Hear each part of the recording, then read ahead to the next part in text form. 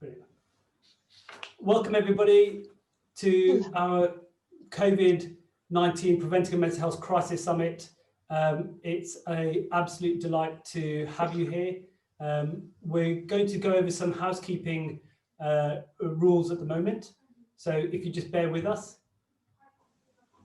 We've had over 800 people registered.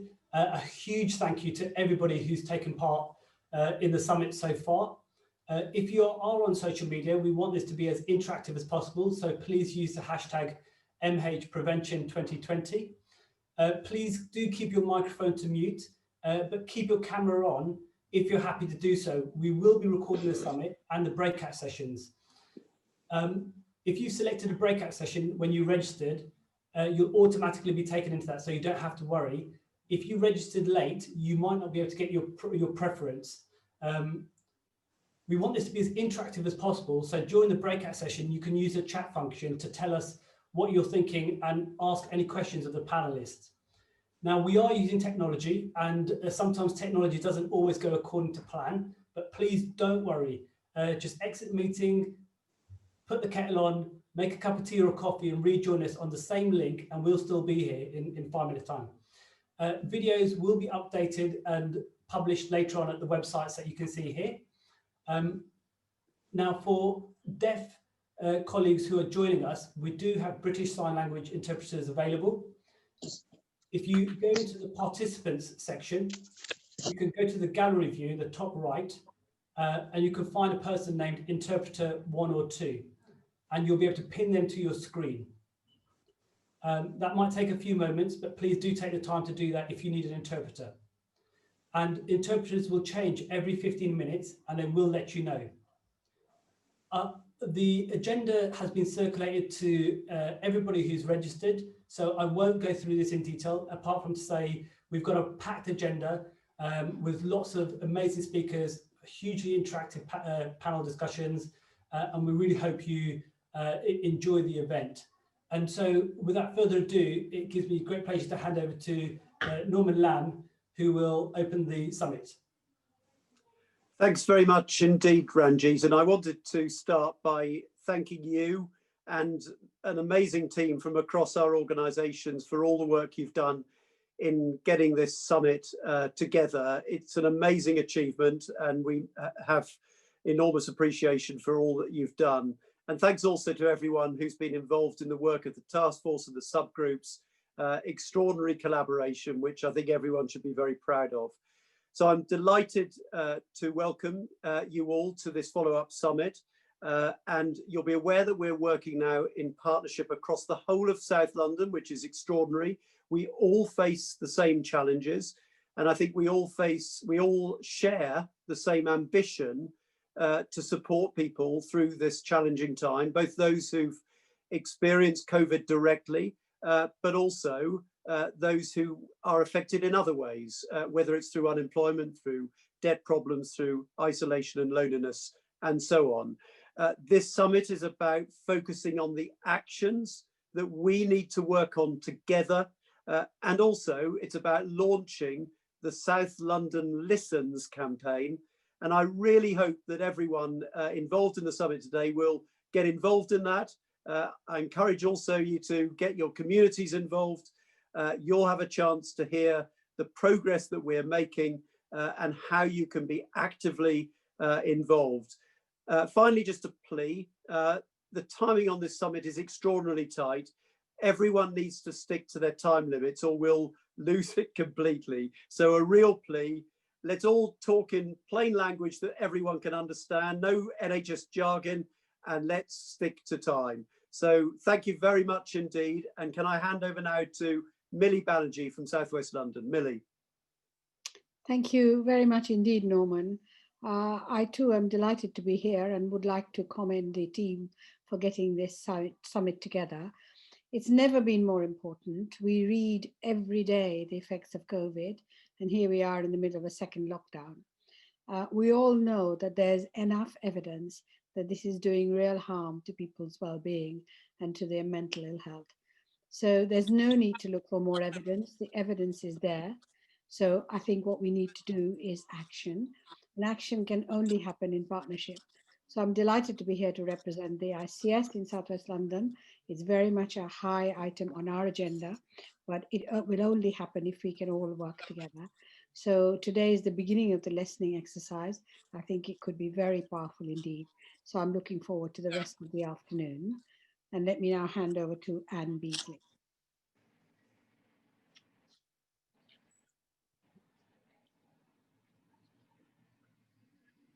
Am I unmuted now? Thank you, Millie, and I echo the thanks of others. The government has now extended the furlough scheme and put in place a number of support measures which are desperately needed by many families.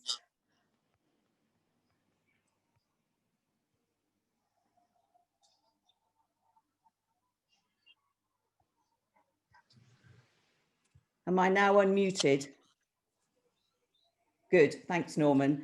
So as I was saying, the government has now extended the furlough scheme and put in place a number of support measures which are desperately needed by many families.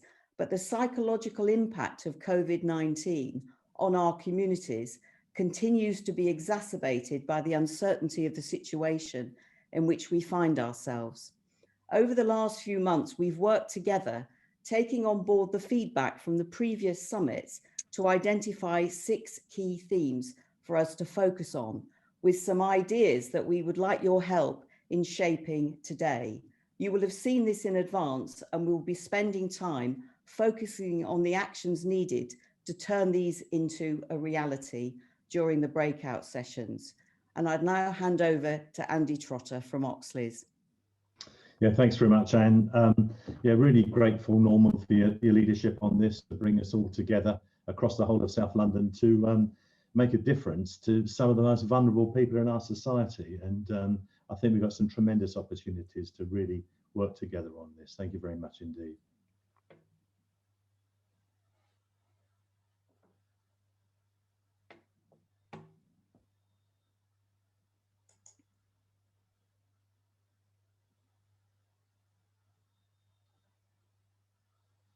Norman, you're on mute. Hello, can you hear me? Thank you all so much for being succinct, and apologies, I thought I was being unmuted automatically. So we'll now hand over to Councillor Chris Best, Deputy Mayor of Lewisham, and Jackie Dyer, Mental Health Equalities Advisor and Chair of Black Thrive, and also co-chair with me of the Taskforce. She and Chris Best are members of the Taskforce, and they'll take us through an update of the progress since our last summit. So over to you, Chris and Jackie. You've got about 8 minutes, if that's okay.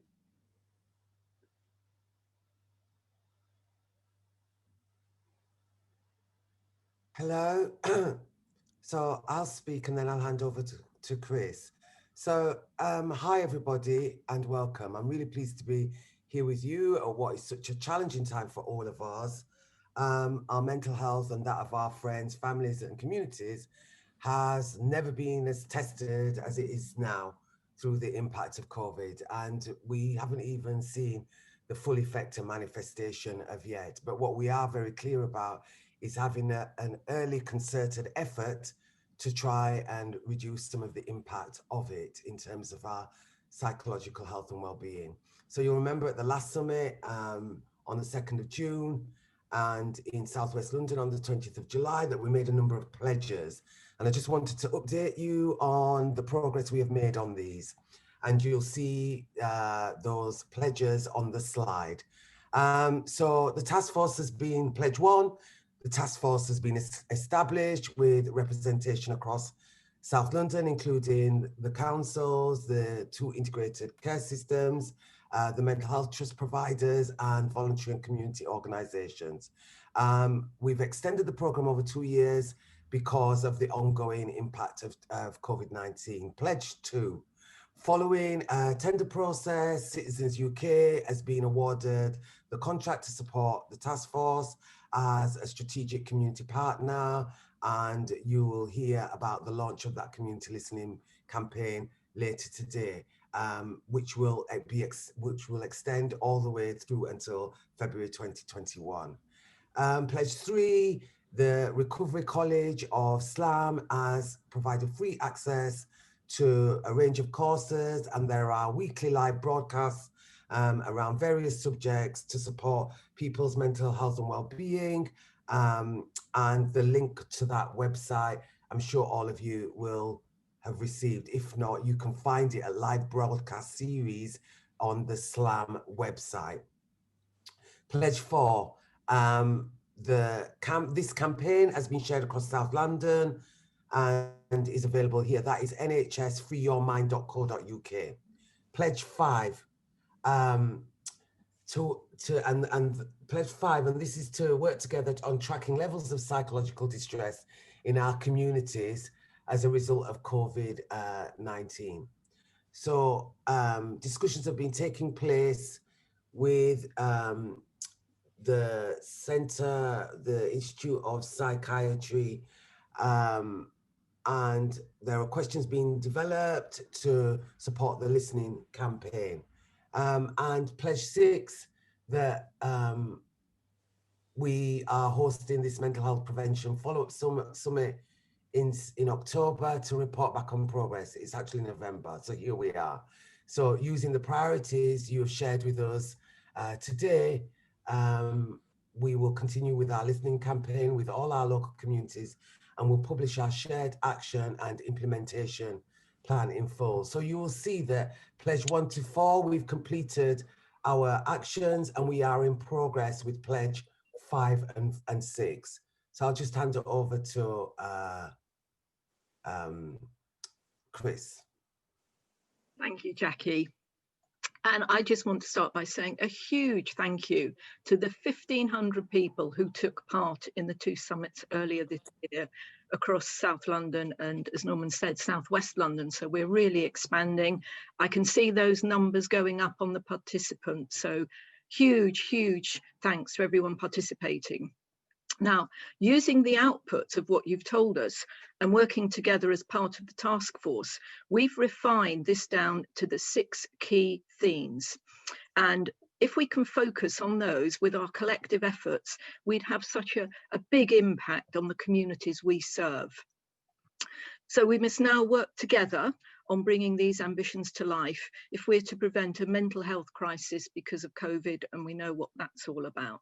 So it is through your ideas and the involvement that we really want to be able to make a lasting and real difference. We want to make sure that there's plenty of time in the breakout sessions. So we want to go through these ambitions and ideas. And of course, there'll be many more opportunities to get involved throughout the South London Listens campaign, which, as we know, is being launched today.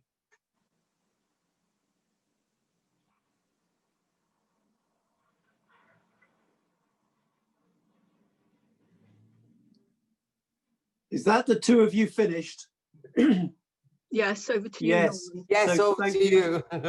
Thank you both so much. It's great to have you both involved. You've both been brilliant. So can I now introduce Nick O'Shea, Chief Economist from the Centre for Mental Health, for the next agenda item, the future of COVID-19 and mental health trends. Thanks very much, Nick. Thank you, Norman. Good afternoon, everybody. I'm just going to spend in the next 5 minutes explaining a forecast model that we've been working with colleagues in the NHS, led by Paul Bibby up in Lancashire, which really tries to work out how many people are going to need mental health services over the coming year as a result of COVID-19. What we do normally is take a large data set from the last time that happened, put it all into a machine, work out what the factors were, and then predict going forward. We can't do that this time because there is no data set. So what we've done instead is to come up with a very simple Excel model that you can all use, which takes each sample of the population for which there is robust research and then really calculates what the expectation is in terms of the mental health needs that those people will have. And you may have seen today, there's a piece on BBC News about 1 in 17 people having a severe mental health problem as a result of COVID, having never had anything before. So the model is on our website. If you just Google forecast and Centre for Mental Health, and what it does is line by line gives you the expectation for each of those groups. So the general population, people with existing mental health problems, people who've worked on the NHS front line, who obviously had a very tough time over the last few months, those who've been bereaved. It seems like a long time ago, but actually people had to say goodbye to relatives friends and loved ones, knowing that they would not be with them at that time of passing. And then also and I think this is yet to show its hand, is unemployment. So we know that's going to have a big impact on mental health. What it then does is to attempt to work out how that will feed through into services. And the headline figure, which I'll give you, is that we estimate that for England, it'll be up to 8.5 million people will require mental health services. And, you know, it is our best guess. You know, it's a robust piece of research. We're confident in numbers. But I think the main headline I wanted to give you today was that one. But also just to say is we are talking about a scale of need that is very different to previous years. So sort of saying it might be last year plus 20% isn't going to work. So it's about saying this is going to be, you know, very, very different in terms of scale. It's how we work together as a community. I live in Lewisham, so you know, how do we work together as people to help one another, and how does services prepare in an entirely new way to meet this demand? It is very interesting when you go through it line by line, because you'll think, yes, reasonable, yes, reasonable, yes, reasonable. And then it's just that total at the end. And then for children and young people, it's another 1.5 million people. So big numbers that we're talking here requiring mental health services. So the plan is to update this model and to track it so that, you know, we can keep reforecasting, see what happens. As we know, there are many surprises in this current year, and we don't know what will happen. But please do have a look at it. There's an empty version that you can fill out for your own local areas, but there's also the national forecast, which has the numbers in place. So thank you very much, and that was all I wanted to say. Blimey, that was wonderfully succinct, Nick. Thank you very much indeed. But I think the main message from what you're saying is it makes the case for why we're doing this, the absolute importance of this work. So we now come to the breakout sessions. From here, we'll all shortly receive an online prompt, on-screen prompt, to move us into respective breakout sessions. So just wait for that to happen. Breakout sessions will be for about an hour. Our main room on Zoom will continue to run in the background for the duration of the breakout sessions. And there will be a team member remaining on hand to assist and to guide any guests taking part in the summit through to the relevant breakout sessions if necessary.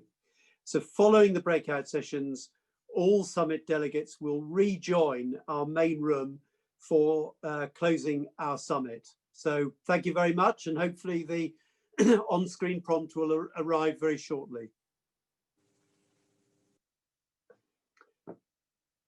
Well, welcome back, everybody. I hope that you can hear me, and I hope you enjoyed your breakout session. Certainly the one I was involved with was excellent. So I'd like to now hand over to Mike Franklin. Mike is one of the non-executive directors at the South London and Maudsley, but more important, he leads on equality now at NHS England. He will facilitate a summary of the breakout session. So over to you, Mike. Thank you, Norman, and good afternoon to everybody. I'm going to shortly call Anna Ramirez, Laura Maudsley, and Eleanor Dimitri to report back from each of the groups. But if I could just say on reflection of what I've heard so far, in one group, some very powerful messages of hope from Craig, Janet Campbell and Fatia, and contributions which were described as brave and insightful by Faith Smith. So some really important contributions made by everybody concerned. So if I can go first to Anna Ramirez, please, to report on Breakout Group 1. Yes, thank you, Mike. Of course, this is an almost impossible task because the group was such a great conversation. Every one of the testimonies, the interventions were just incredible. So thank you for that. And I just want to bring some thoughts and that, of course, impacted me. And it's about the definition someone shared about loneliness and loneliness as not being able to be yourself. Nicola shared the story of a pianist that because of her age, she's being shielded and almost feel as she's in prison. And for the past months, she has not played anymore. So the big challenge for all is how to still be yourself when our environment and our routine drastically change. And the beautiful answer that just came within the group is about the power of communities and how local communities are a powerful structure to fight loneliness, and almost communities allowing yourself to be yourself and be better and feel better. And mental health as, of course, this capacity of building and developing tools, so you can share that tools with your community, and of course just the importance of supporting local communities because of the power that they might have in our own mental health, and us fighting loneliness. So just to close up, of course, it is very important to create circumstances to enable people to fulfill their best potential and live their best life, and doing it throughout communities. It seems to be like the answer to how to fight loneliness and isolation. Thank you, Mike. Yeah, thank you, Anna. I mean, clearly, loneliness is one of those consequences of COVID that a lot of people are living through, and perhaps we don't talk about that enough. So thank you for that contribution. Can I go to Laura, please? Yes, thank you, Mike. And I will ask my colleague Rebecca to step in case I forget anything from our group discussion. So we initially talked about the housing insecurity and environment, and we said that security of housing and access to housing are fundamental for mental health. And during the pandemic, we've become much more aware of the importance of the environment we are in, so how the environment can impact our mental health. So the suitability of where we live has become even more important. So in the house, but also outside your house. So what you find in your house and outside. So there were some suggestions about maybe encouraging or asking councils to for people to use allotments, and also for people to do more physical activities and use more open spaces.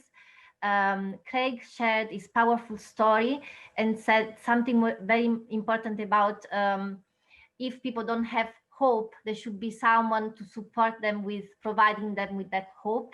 And I think the listening is the first step towards that.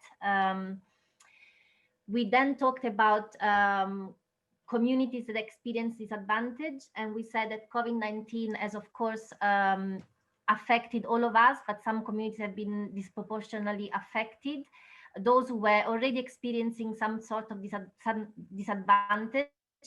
And we went into the terminology, and we also said how important it is to use the right words. So we need to be careful when we are talking about disadvantage to not define as people as being disadvantaged, but the conditions they are living in or they're experiencing. So it's also important to use the right terminology. And we said COVID-19 has added another layer of crisis into people's lives. And going back to the point of a language, we should also actually celebrate the strength, resilience, and what actually communities have been able to do during the pandemic. So we need to start investing more into those communities. And we then went to the point of co-production, saying that co-production is definitely vital for change.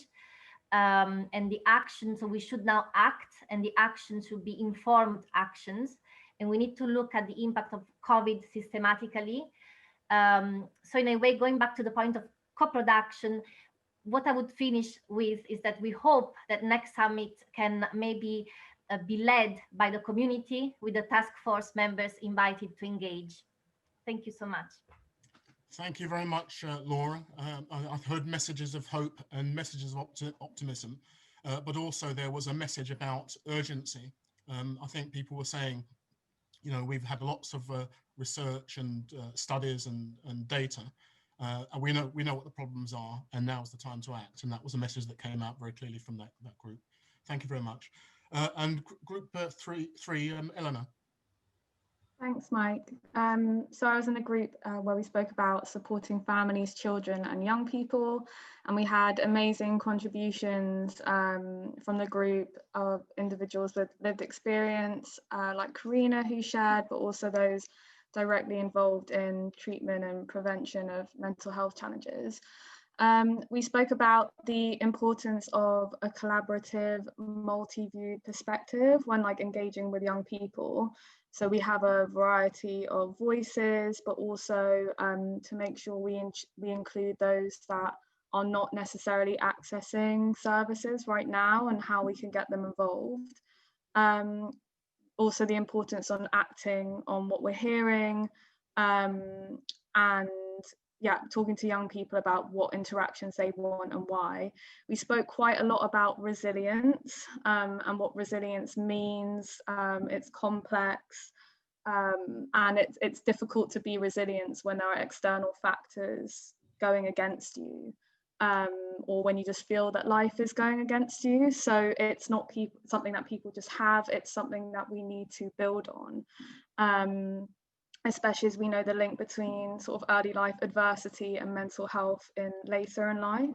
And then in terms of developing a long-term joint up approach to prevention, we have a lot of resources out there already. It's just about how to target them and make them easily accessible. And we want people to feel confident in the support that's being provided.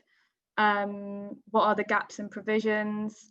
And in terms of listening, the importance is in trust and building relationships with communities, but also being ready to make real change. And this could be accepting that as an organisation, you might be getting things wrong, and there could be some difficult questions that need to be asked around that. Thank you. Thank you very much, Ellie. So to summarise, can I just say that thank you for all the contributions during those breakout groups. Certainly in the one that I was in, there were some very, very moving and powerful testimonies which lend themselves to action. We had some clarity and explanations for some terminology. We had the call for urgency. There's a feeling of talking too much and not doing enough, and I think that's an important steer for all of us. But the message was about working together and thinking about what everybody's bringing to the table in this summit, the ideas, the energy, the action, and the resilience, as Ellie has just talked about. And one other thing that struck me was the importance of homelessness and housing insecurity, both being extremely damaging to recovery from mental health. It's a real critical issue. It's something we need to get on top of, and we need action, as has been said. But the message for me was about, in spite of the impact of COVID, a message of hope, a message of hope for better days and better times, and better days and better times for all of us. So there is a striking of some optimism there, in spite of all the doom and gloom. So thank you all for your contributions, and over to you, Norman. Brilliant, Mike. Thank you so much. And thanks also to Anna, Laura and Eleanor for your fantastic contribution, summarising so quickly what had been discussed in the last hour. So can I now bring in Peter Brearley from Citizens UK, and also the fantastic Councillor Janet Campbell, who from Croydon. Janet also co-chairs with me and Jackie, the Taskforce. This session is very much about how you and your friends and family and the wider community can get involved in this really important work. So over to you, Peter and Janet.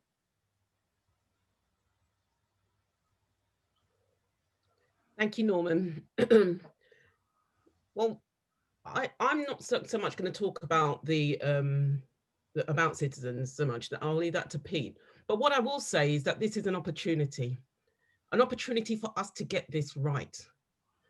You know, we talked a little bit in our session about what it was to be, what it meant to use the term disadvantaged. And I want to bring that to the table a bit, because actually what we're talking about is just far bigger than terminology. It's the opportunity to either get this right or bring to you something that's mediocre. And the exercise of listening, okay, actually, I'll give you a story. My daughter, she turned 17, but I always used to buy her clothes. She turned 17, I rushed out and I bought something that I thought she'd like. Now, what went wrong was the fact that I didn't listen to who she is and what she's about now. We have the opportunity to listen to our end users, to people who are going to use this service, to people who want something that's deliverable, something that they're going to use. We've got the opportunity to listen to them and deliver. And that's, for me, is what this is all about. What I would ask you all to do is just to simply close your eyes and imagine what would this look like, because I can assure you, whatever you imagine, it is deliverable. What I'd ask you is, are you playing your part? You see, we need to get the responses in order to deliver something that's credible for the future. And again, I would say to you, this is an opportunity for us to deliver the right thing, the right goods. Thank you very much. Thank you, Janet. My name's Pete Briley. I'm a lead organiser with Citizens UK, head up all of our work across London, and really proud that so many from Citizens have already been involved in this work. I think, as has become clear, this is an issue, mental health, that is personal to so many of us, and it's something that connects and unites us, whatever our position or role in an organisation or community is. And I think the exciting opportunity we have here is to do something that's genuinely involving as many people as possible. And because it's something that we all care about, we all, I think you'll agree, have a responsibility to be a part of, together, of finding the right solutions. And obviously the task force, what we've heard today, began that work of giving some direction and a frame and some insight. And now it's the opportunity for us as communities to say, what are those things resonate with us? And what's been missed as well. We've obviously started to do that today, but this is an invitation to all of us to be involved in that going forward. And I want to commend the bravery of the councils, the statutory services that are involved in this, who often get critiqued and criticised for putting programme before people, for doing things to people, not with people, for saying, do you know what, we might also get criticism if we start with listening to people, but we think that's the right thing to do.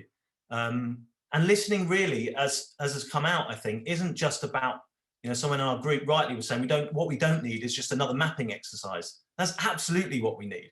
Listening is about so much more than that. And I think that those who've already been part of this process will say that listening gives somebody a sense of power. And really, mental health is connected to the power that we have or the power that we don't have. We had some amazing testimony from people who are struggling with their citizenship status. Giving people the power to tell their story, to be part of this, is hugely important. And that's partly what the listening is about. Listening is about moving from something broad, a broad theme, to something that's particular. And what we've heard today, and maybe some of your frustration, is, well, we've got so many things, it's so broad, how do we turn it into something specific? And the specificity is about the who, the where, the when, and the why. And you only get that from conversation. So we want to move through the listening from something vast problems to specific issues. Just as a small example of this, to give you an understanding of what I mean, a group of young people we were working with in North London said they didn't feel confident going into the CAM centre where they were. Well, why didn't they feel confident? What was it about that experience that made them not feel confident?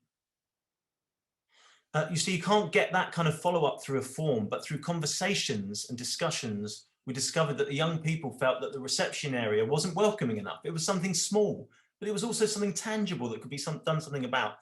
It hadn't been designed by young people. It felt too cold, too clinical. It felt scary. Well, that is something that you can do something about. Secondly, through listening, what we're really doing is we're inviting people to be part of the solution. And some of you, many of you here, may already feel that you have a seat at the table, but there are lots in our community and lots of people I'm sure that you can name that don't feel they have a seat at the table. And too often people are consulted with, but not involved. This is about involving people. Young people that I mentioned in North London, they didn't ask CAMS to redesign the waiting area, but what they said is that they would happily design it with them so that they felt more confident and more safe. And what we want you and others to be involved in is this kind of listening. Finally, who we listen to is important. We can all reach people that other people can't. And I think somebody mentioned it, maybe it was Laura or somebody giving feedback. Listening is also about building relationships where there aren't any. And we know that there are some relationships that exist, but we also know there are some places where there aren't the relationships that there need to be to create that sense of working together. So please, I invite you to participate in this really exciting opportunity to listen to and with those in your community. From now, as you can see on the PowerPoint, to the end of January, we're inviting people to be part of and have those conversations with us, and with as many people as possible. And to help you do that and to be inspired by others who are part of this initiative, I'd encourage you also to attend the listening workshops that you can come to. And there's a quote there that says, the first service that one owes to others in the community is to listen to them. Those who cannot listen long and patiently will always be talking past others and finally will not even notice it. The death of community starts here. So this is really a call to action. Who will commit to come, to be part of this, to build and grow and develop others to participate, to have a seat at the table, to get involved, so that we can do something really exciting that we often talk about wanting to do, but actually coming up with a plan that is co-led with local authorities, with the Mental Health Trust. And so I want to finish with an invitation to you, and perhaps start with, I don't know, Bev, Kathy, Laura, Ellie, Rebecca, whether you're there. I know that you're committing to do some of this listening. Maybe just a line from each of you about how many people you think you can listen to. So let's start with Rebecca. Rebecca, are you going to do this listening work, and how many people do you think that you could get involved in this? Yes, thank you. So at South London Refugee Association, we're committed to listen to 40 people, young migrants and refugees, as well as adults. And we're really excited because I think it's a chance to amplify the voices of those with lived experience. Thank you. And Ellie from PACT. Hi, so we have already started listening to our families, and we've spoken to 280 parents in our community. We're now committed to furthering this conversation, engaging more of the families, and having more in-depth and follow-up discussions. And Laura? So yes, I'm Laura from Creating Ground, and we are committed to listen to 40 people. Brilliant. And Bev? From our community. Hi, I'm from CHIPS and Parent Power South London. Can you hear me? Yep. We're committed to listening to 100 families, and we're excited to be part of the listening because every conversation matters. So, you know, if it's small numbers or large numbers, listening matters. Brilliant. Thank you so much. And through those conversations, we're building relationships. We're giving people the power to be part of the solution that hopefully they want to see happen. So I do invite you to join in that. And perhaps in the chat now, you can pledge how many people you think you could listen to, connect with, to be part of the solution, to be part of this journey and coming up with some exciting pieces of co-production, as well as recommendations of what can be done differently. Thank you. Thank you, Peter and Janet. That was absolutely brilliant. Loved the energy, and I loved all those commitments to listen from the people we heard from. So thanks to all of you. Now, to tell us all about support that's available here and now if you need it, we're going to hear from Malik Gull from the Wandsworth Community Empowerment Organisation, and from Martin Wilkinson from South East London Integrated Care System. Over to you, Malik and Martin. Thank you, Norman. We just wanted to take a few moments out of the summit to share with you support that is available if you need it now. And we recognise that it's a difficult time right now. I just want to say that the NHS is open for business, so please don't delay asking for help if you need it. Don't put off talking to your friends and family about how you're feeling, or to speak to your GP if you need help. The most important thing to do is to ask for help that you need. We all need help sometimes, and there should be no stigma attached to asking for help. I'll hand over to Malik, who'll share with you some of the places where you can access support, which is shown on this slide here. Thank you, and I'm very pleased to be here. Before I start, just a little contribution in relation to what Pete has just said about listening. Of course we want to listen, and of course we want to continue to listen, but there is also something about keeping the promises to those who we've been listening to over the last 30 years. So we need to deliver on the promises that we've already made to those that we have listened to over the last 30 years, and of course, continue to listen. Councillor Janet and Mike already made some very powerful contributions about some of the workshops that I was a part of just now. I would just like to make a small contribution now about health and well-being being powered by people and groups. Over the last 9 months, of course, the pandemic has certainly taken a toll on all of our mental health and well-being, with some of our communities, Black, poorer, those in precarious employment, impacted more than most other communities. One of the things that we've learned throughout this period is the importance of reaching out and getting the support that we need. And an encouraging response has been that many in our communities have stepped up through their mosques, their churches, their temples, mutual aid groups, neighborhood groups, and they've provided the support without the councils, without institutions. And there's an important message here about social assets and capabilities that we already hold in our communities, and the important task of institutions enabling these communities to actually help themselves. Our colleagues at the Trust have pulled together this list of some of the kind of support that is available to us. And we must know, of course, that there are many more services, many locally embedded in our faith and community groups. Our local authority websites are also a very good and excellent resource to get information. They've done enormous amount of work and they've pulled information together, so please check them out. I understand that these details and other local information will be sent to everyone who's registered on today's summit.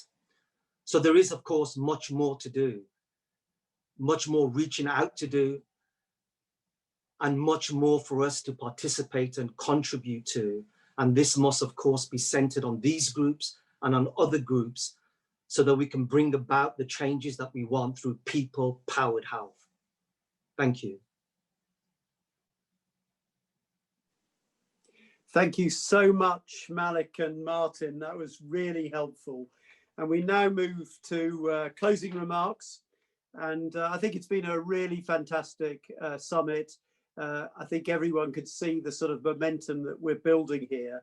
But can I ask Andy Trotter, the chair of Oxleas NHS Foundation Trust, to offer some closing remarks? Andy. Well, thanks very much, Norman. I think listening to those contributions today has been really enforced why this work is so vitally important. And it's so important that we talk about mental health openly so people won't feel stigmatized about getting help and the support that they need. There won't be a one size fits all, and I think that underlines why we've all got to work together to help to get it right. Thanks very much for putting on a great summit, and hand over to Anne Beasley now. Thank you, Andy, and I couldn't agree more. I've heard the sense that we need action, and I absolutely agree with that.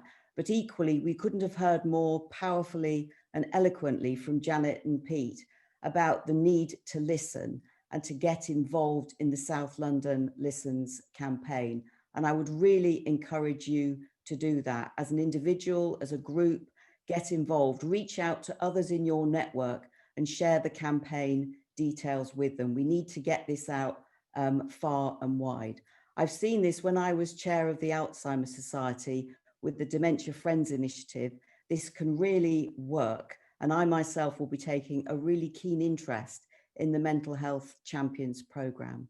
So thank you everybody for your contributions, and I'll hand over to Millie.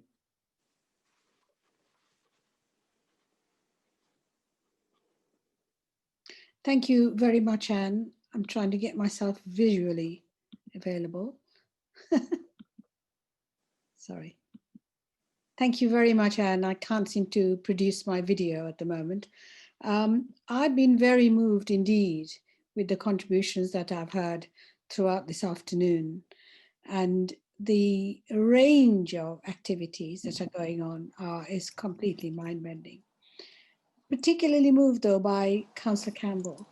As I heard her say, we can't get it wrong this time. We have to get it right, and it's an opportunity. And I felt that what she said to me was the obligation is on us. It's our duty actually to get it right, both personally and from the institutional point of view. So it's very important, this next phase. And we absolutely need to be listening and listening and then listening and then more listening so that we can do the right thing.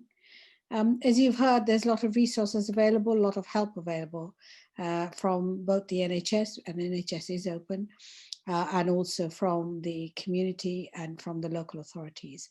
So there is no reason why we shouldn't make this a very effective next part of this work that we've been doing. And I'll now hand over back to Norman. Thank you so much. And I don't know whether Matthew Traynor, Chief Executive of Oxleas, is with us. If you are, Matthew, a sentence or two from you would be brilliant. Hello, Norman. Yes, I am here. I am Welcome, here. Matthew. Thank you, Norman. So, I mean, great session. Thank you. I mean, what I'd like to say, trusts like ours, we can give people insights and we can give them tools and we can provide them with safe spaces to recover.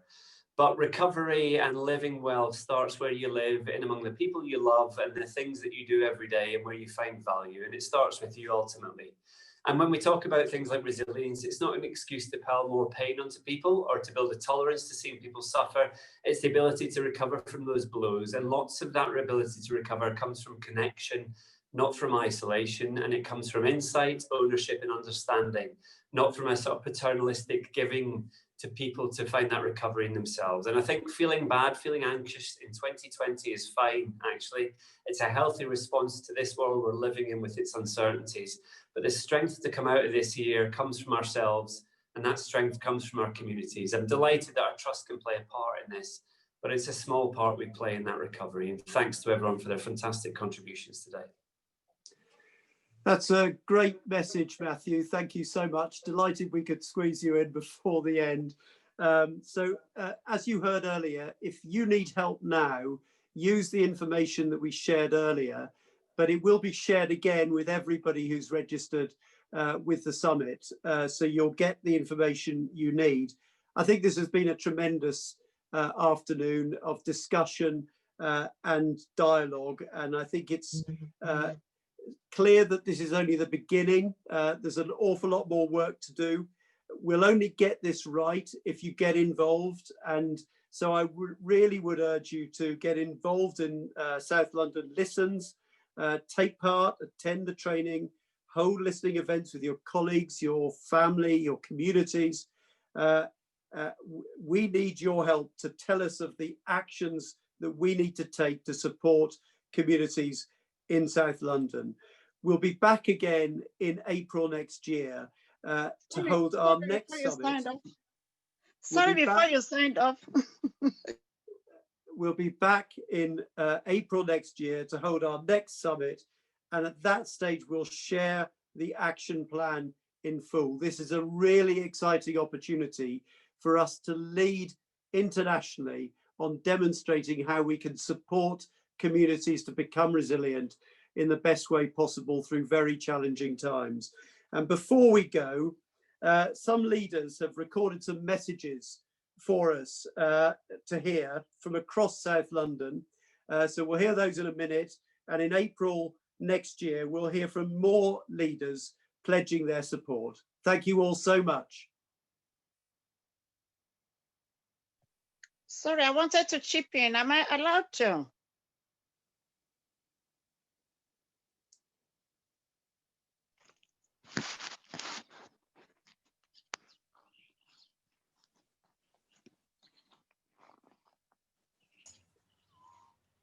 Can't hear you.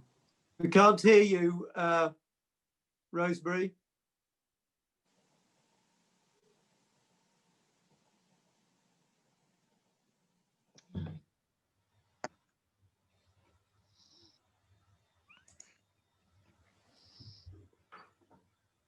I think that actually was a video, Norman. They must be having some technical problems rather than... Right.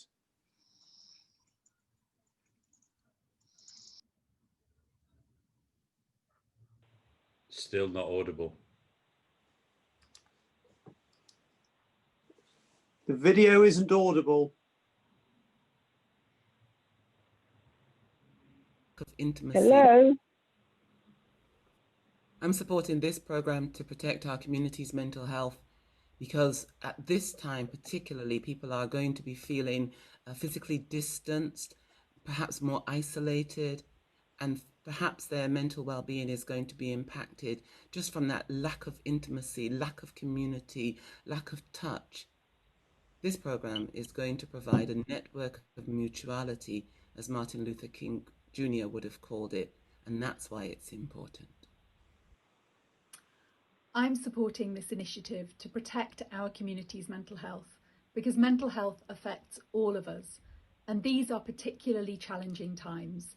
Coronavirus has brought not only severe risks to our physical health, but also loneliness and isolation, anxiety, and severe financial pressures, which can affect our mental health too. It's important that all of us work together to stay well. I'm Vanessa Ford. I'm Chief Exec for South West London and St George's Mental Health Trust, and I'm supporting this programme because mental health and wellbeing is fundamental to who we are and fundamental to having a thriving community in South London. I'm supporting this programme to protect our community's mental health because good mental health is our true wealth. During COVID-19, I have been supporting parents, local parents, calling them week in, week out, where we have laughed together, we've cried, we've prayed, we've had a space to try and cope with everything that's been going on and coming at us. So mental health is key. So let's work together to set ourselves free. Hello, my name's David Bradley. I'm the Chief Executive of South London the Maudsley NHS Foundation Trust, and I'm really proud to be supporting this initiative. I think that good mental health care is dependent on so many things, and no one agency, particularly the NHS, can solve and make these things better on their own. We have to work together in partnership, and that's what I've been seeing today. All of these organisations, communities coming together to reach shared solutions about that, and that's the way that I think we will make a big impact. We at the London Borough of Sutton are supporting this programme to protect our community's mental health because it is imperative to fulfil our ambition to make London Borough of Sutton a great place to live, work and raise a family.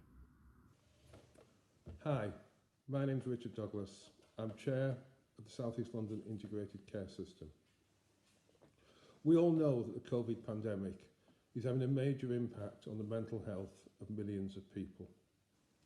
We also know that if we don't act now, this could blight the lives of people for years to come, not just for the duration of the pandemic. But most importantly, we also know that if we act now, we can make a difference. The consequences of this are not inevitable. My name's Siobhan McDonough and I'm the MP for Mitcham and Morden, and I'm supporting this programme about mental health because, as we know, we live in challenging times that affect many of us, and we need to make sure that our mental health is as well looked after as our physical health.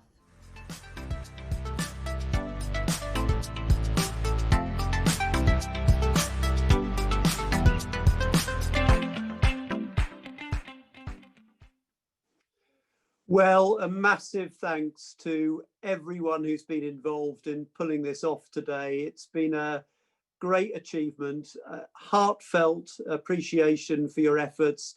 It's quite a challenge with the technology, but we've done it and we're really grateful to you all. Thanks a lot, and thanks to all of you who've attended. Good luck, keep safe, keep well, and see you next April. Thank you. Goodbye.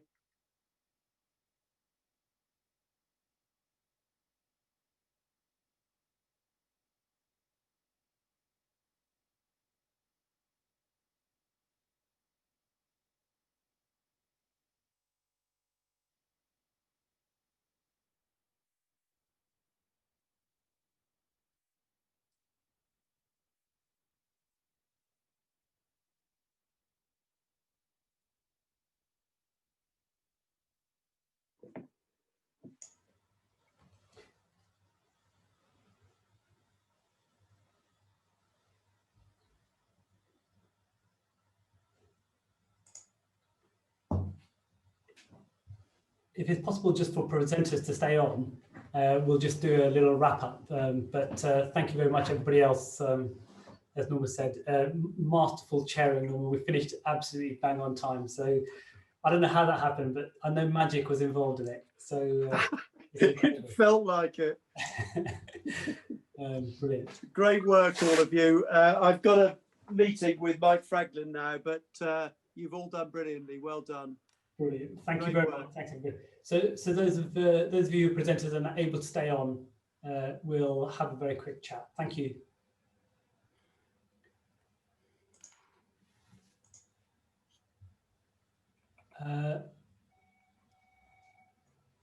Hi, everybody. For those of you who don't know, I'm Ranjit Kaul, Director of Communications.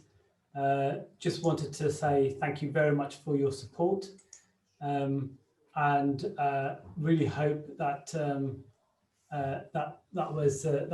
went well. We recognise there's lots more to do, and the work begins now, really, doesn't it? So that's the key thing.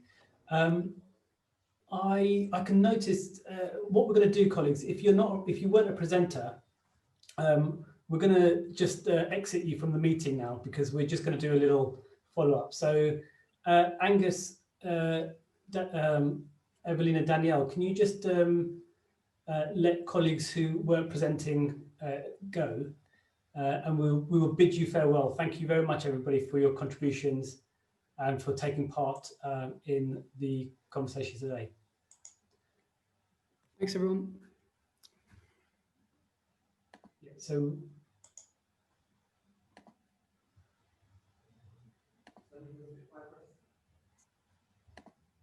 just give us a few moments whilst we help colleagues.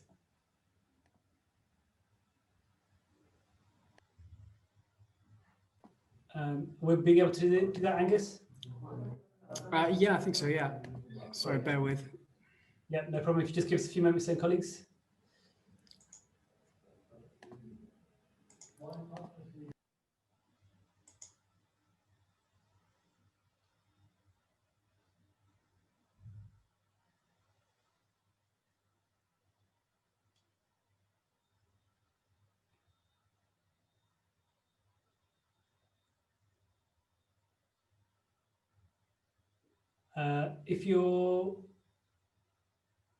Is that everybody? We still got a few more people.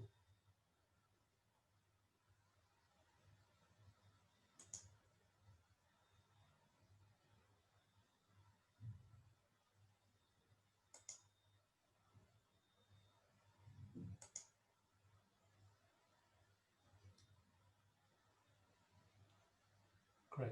If you want to turn your camera on, you're more than welcome. Actually, we'd probably welcome you to turn your cameras on.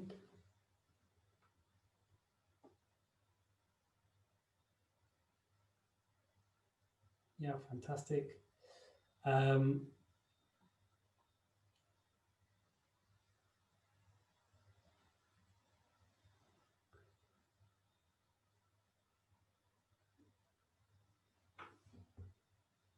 So I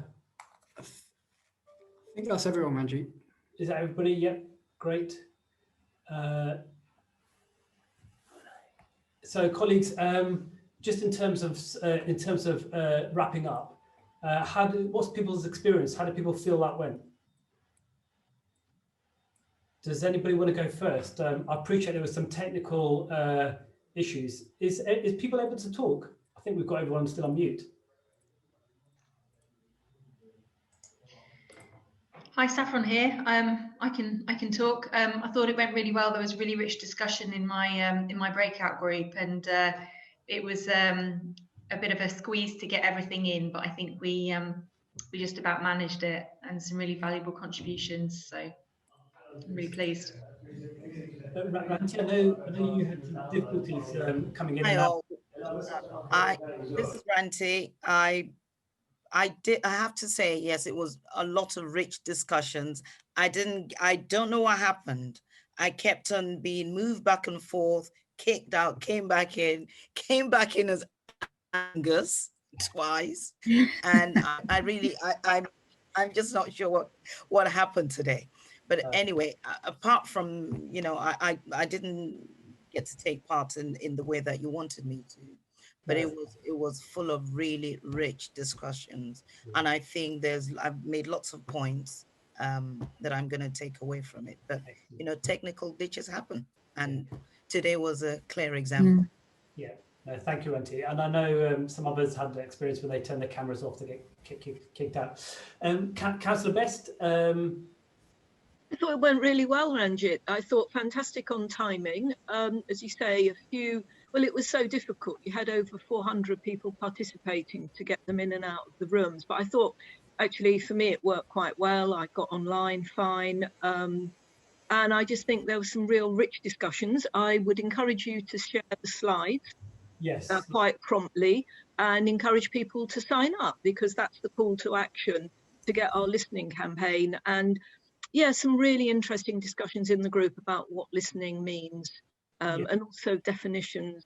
We tried to iron some of that out, but still resilience is a word people have different interpretations of. But yeah, huge thank you. I think very positive and a way forward. Fantastic. Thank you very much for that, Councillor Best. Martin? I think you're on mute, Martin. I think he's got trouble unmuting. Do you need to do it your side, Ranjit? Oh, there we go. I'm unmuted now. Sorry, I'm not allowed to do it myself, apparently. I know. Yeah. Yeah, really fantastic. Just in our work group, the timing, children seem to just not get enough time, really, a little bit of time. We had a bit of spare time at the end, which probably we could have spent more time talking about kids and family, which has been my only feedback. I'm not sure what happened, but we just didn't seem to have a lot of conversation with participants. Whereas the second group, which was Chris's group, I think we obviously warmed them up because felt a bit longer and a bit more interaction. Although we did get comments through the chat, so it's not a criticism really. I suppose it just points to what we do in the next summit in terms of the balance of interaction really and presentation. And or do we need roadshow approach, as in more than one summit across South London? You know, do we want one in South, one in West, and then a bigger one to bring it all together? So just think about the design probably would be my. I think that's a great idea, actually, isn't it? I think it's kind of like building it up to something, because it's hugely difficult to try and get that level of engagement just in a 2 or 3 hours today. But then we can kind of say, actually, we've built this up. So yeah, that's a fabulous suggestion, Martin. Thank you, Carla. Yeah, just to say, and our kind of breakout group as well. I think Ranjit, you were there, very rich discussions. And I noticed also that in the chat there was absolute loads and loads of really sharing of what community assets are available, you know, good involvement, particularly from faith leaders, etc. And for me would be, how do we kind of capture that and share that, but also ensure that we kind of have a different way of engaging. Like, you know, I think it's difficult in 25 minutes to, you know, to achieve that digitally as well, I think. But it's about how do we capture that and how do we actually, you know, kind of engage with those number of really fantastic resources out there. Yeah, no, there absolutely was just massive amounts of sharing, wasn't there? People were just putting in the chat, just sharing stuff. Massive. Ranti? Yes, I was just going back to Martin's point about maybe redesigning it. I was thinking more in terms of, I know it's a big thing to get together, but I just thought from now till April is a really long time away. And I know that people have maybe things to do in between, but I think there is sometimes, if things are too far off into the distance, it tends to slip off people's memories. And I wonder whether something in between, maybe not a full summit, but maybe different working groups or can meet in between, maybe monthly. Yeah. So one group meets this month, another one meets another month, but I think that might just bridge that gap, because I think there needs to be a kind of bridging session between now and April. It's a very long time. Absolutely. So the hope is, the real hope is actually the listening isn't just a passive listening. I think, as Pete was saying, it's very much about people who have shared today saying they want to get involved and they'll go and speak out to their community. So I think what we will see is millions of, I say millions, but we're talking hundreds of conversations taking place And I think it would be good in a way whether we were to hold something by a theme. So we have a theme focused on children and young people, and a conversation around that, a listening conversation, a theme on around social isolation. So people who are interested in those themes can get involved. Yeah. And obviously we've got the distribution list of the people who've signed up to this summit, the previous 2 summits as well. So we could certainly target those groups as part of that. So it's kind of like a conversation, and I think that well, maybe a check-in hour. Yeah. At some point for those groups. So it's not this long, it's just an hour's doable. Sometimes 2 hours, it's a big chunk of the day. Yeah, that's really helpful. I think we will take that away and do something with that, because I think it's really important that we continue to get people, and even, you know, we, like you said, we need people to be cited that there is work happening through that period. So I think we will make great efforts to do that, and we'll bring that back to the task force. I was going to ask Jackie. I can see you there, but I'm not sure if you're able to unmute. Sorry, I just had to run off to a meeting and I've just come back. So don't worry, Jackie. Don't realize this was still going. Yeah, we've been. Or have you been having a conversation, like a debrief after it? Yeah. We were just just to fill you in on it. I mean, just so Martin and Ranti and Carla and others made some really good points that said, actually, between now and April, we've got to keep this up and in people's attention. And we were thinking about holding mini kind of roadshow things, but based on a particular theme. So those people who are interested in social isolation can go to that and have those conversations. And Ranti had a really good idea around keeping it a 1 hour focus so that people can touch points. Because I think, you know, we want to keep people engaged. Is that? No, I agree. I think that I was actually a bit shocked in my own mind to think that, oh my God, the next summit will be in April. I think that is really far too long, considering what we're trying to help people to think that we're collectively doing to address some of these issues. So, but I think that we need to maintain being focused. So the point that the woman just said, which is having an hour on per theme where people can congregate around, that is more than adequate. We don't need to be doing big necks, massive big summit style. But I think what we need to do is to sharpen the razor around the themes, and sort of, because there is something here for me where I'm a little bit confused actually about, there's an almost, while I understand there's an urgency to act, right, which is quite right, I'm always really disturbed by an urgency to act that isn't informed by intelligence. So what you may have in terms of your actions are things that are knee-jerk reactions, or things that are not necessarily the things that are working. And how do you know whether or not they're the things that are working?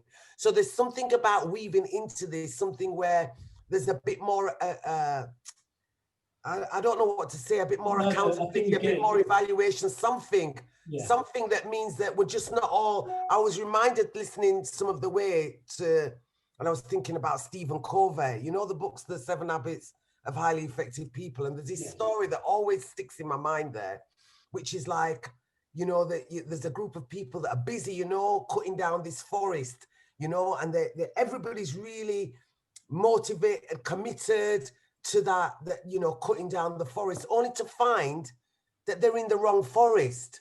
And I always kind of like think about that kind of scenario, and I don't want us to run the risk of that. So how do we risk assure ourselves in that regard, basically? That's the only caveat, really, because we've got a lot of enthusiasm, a lot of commitment, a lot of attention, but it's like, actually, let's not misuse that and go down roads that are not necessarily the thing. And the other thing is about what we can do, not so much about what's being done already that is actually really very good. So there's something, I mean, it's about what we can do at that South London level, not necessarily about coming and imposing ideas on on a borough like mine, for example, because there's a lot of really good work being done there, and we don't want to dismiss the good work that are being done by diverse communities. So there's finding our balance and our approach with that then informs our thematic journey before April. No, thank you very much, Jackie. And I see a lot of people nodding their heads. I don't want to keep people much longer, but I know. Does anybody have any final comments to make? Because I think what we will do is we will bring a paper back around the next steps through the task force, and then we'll make sure that colleagues are involved and engaged in this work. What I would also say to you, please, is do you personally yourselves sign up to the South London Listens campaign, because we've also got to evaluate. We've also got to just make sure it's happening. One of the other things we'll be doing is working with local councils and councillors and council leaders to look at how do we get councillors engaged in this work. What's the best way that would work out?